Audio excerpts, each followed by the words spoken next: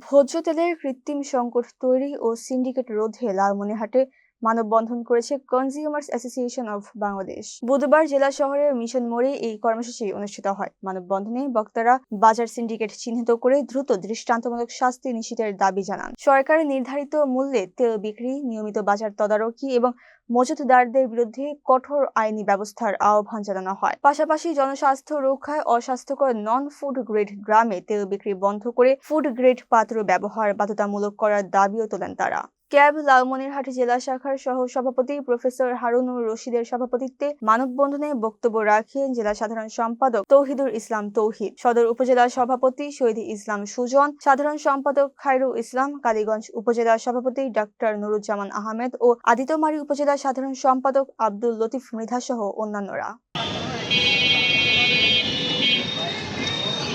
অনুষ্ঠানে উপস্থিত হয়েছেন consumer association of Bangladesh cab Lalmonirhat জেলা শাখা। এই মানববন্ধনে দাঁড়িয়েছি।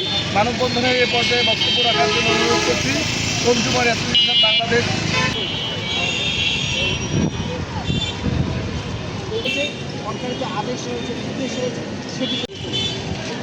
সম্ভাবনা নাই, কিন্তু দাম মুহুর্মুহু বেড়ে চলছে।